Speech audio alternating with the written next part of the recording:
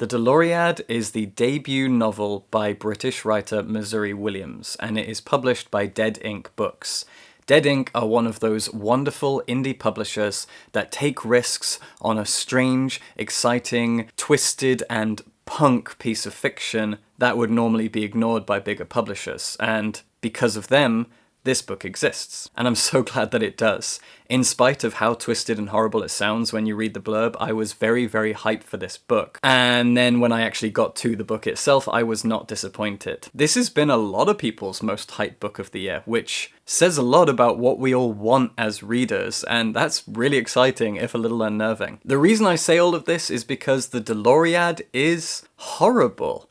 It tells the story of a family that exists post-apocalypse. The apocalypse itself is not clear, it was some sort of environmental cataclysm, and now they all exist in what is pretty clearly supposed to be the Czech Republic. They live kind of in the suburbs of this city, I think, amongst a bunch of tower blocks, and they live in a kind of makeshift camp. When the book begins, the titular Dolores of the Doloriad is being wheeled through a forest. Dolores is the youngest member of this family, which has entirely grown out of incest. They are ruled over by a woman called the matriarch, or the mother, and she is literally everybody's mother, except for the brother that she had many of the children with. The family tree, if you can call it a tree, is not exactly precise, so I can't picture it, but Dolores is the youngest, and she's mute. She has no legs, and she is enormously fat, and I'm going to come back to this.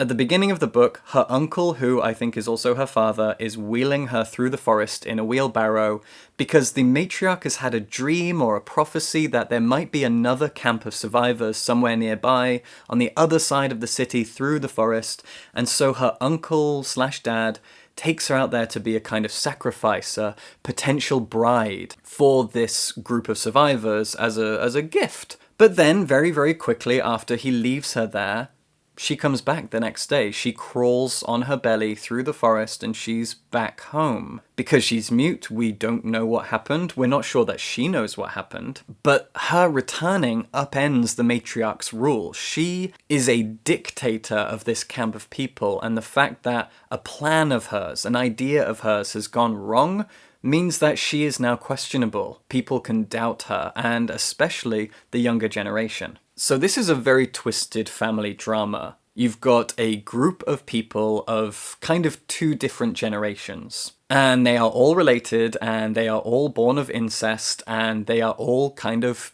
feral and broken, and they live by rules and laws dictated by the matriarch. There is a kind of religiosity going on. They're almost like a cult where they have to believe certain things, and she instills certain rules in them by telling them stories. She also has a TV show that she shows them. If you picture a classroom with one of those old TV on a trolley thing that gets wheeled out, I don't know how old you are, but if you are old enough to remember those things, that's what I was picturing. And this TV show is a dark and twisted piece of satire that Missouri Williams has kind of brought in as, I think, a social commentary on something. I have to admit, I don't think I'm smart enough for this book sometimes. I know it's just a kind of horrible, dark and twisted thing, but it's also really, really smart. It's very literary, and you can also tell that by the way that it's written. The language is dense and heavy. Paragraphs go on as big blocks of text, page after page after page, and there's a lot of strange and twisted, surreal comedy in here,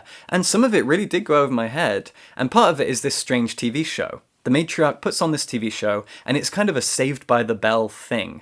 Again, showing my age. It's kind of a California high school teenager comedy drama thing, but the twist is that they have to bring in a Greek philosopher to kind of fix all the problems. So there will be some minor high school drama problem, and then this Greek philosopher gets kind of thrown in to fix everything and deal with their problems. And this strange satirical TV thing mixed with the matriarch's lessons creates the ethical bedrock of their community.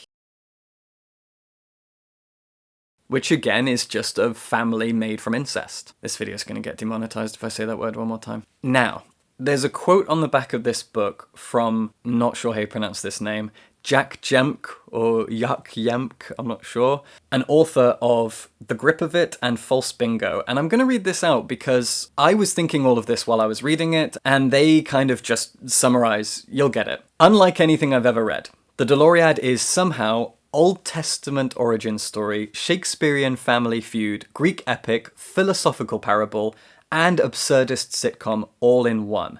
And yeah, I thought all of those things while I was reading it. There were moments where I thought, wow, this is like if you took a family sitcom and put it on a stage and made it really surreal and twisted and the darkest kind of comedy, it would feel like that. And it's also a really twisted Shakespearean drama. But a lot of Shakespeare's family dramas are twisted. A lot of his darker plays are kind of family dramas, but with a lot of really horrific things. The best example is Titus Andronicus, his darkest, bloodiest, nastiest play. But there's also King Lear and Macbeth, and all of these are kind of family dramas that are also really, really screwed up. And the Doloriad feels like those. I thought about King Lear and Titus Andronicus more than once while I was reading this. And because it's called the Doloriad, and because of how twisted and dark it is, and because it does have a kind of family epic thing going on in terms of its tone, this does also feel like a Greek tragedy. It's amazing how many things are here. The idea of a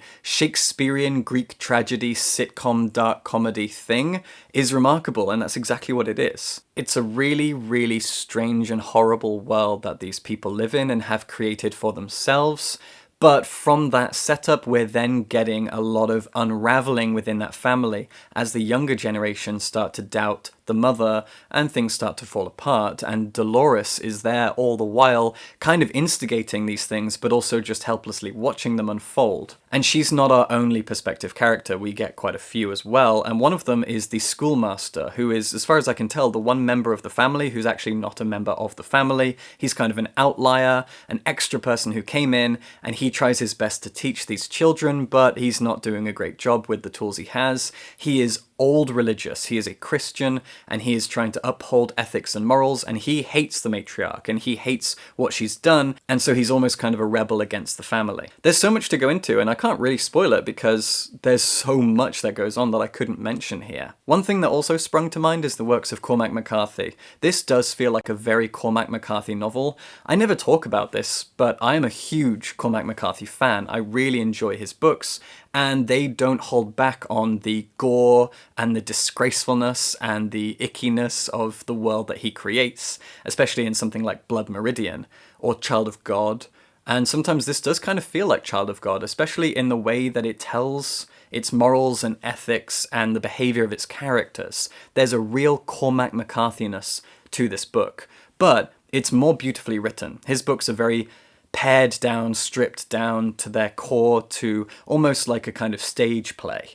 And I think he has written plays as well. This has a lot more floofy language to it. It's very, again, Shakespearean. It's quite beautiful in places. There is a poeticism to the language, and it's really, really heavy. And as I said, I don't think I was always smart enough for this book. It is definitely a lot smarter than I am, but I loved the ride nonetheless. It is a great piece of literary fiction. It is a wonderful twist on the post-apocalypse narrative, and the fact that it mixes all of these horrible things. This is the kind of book that you have to just feel as you go through it. But I really, really enjoyed the Doloriad. I said on Twitter that this is the first book that I've read recently that got me to put down Elden Ring, and that's true. I was hooked. And you're hooked on it in a very watching a car crash in slow motion kind of a way. The language is dense and difficult and beautiful and poetic. It has very Shakespearean, Greek, Cormac McCarthy sitcom elements all smushed together. It's a twisted and dark and horrible story full of really twisted people. And it's also a commentary on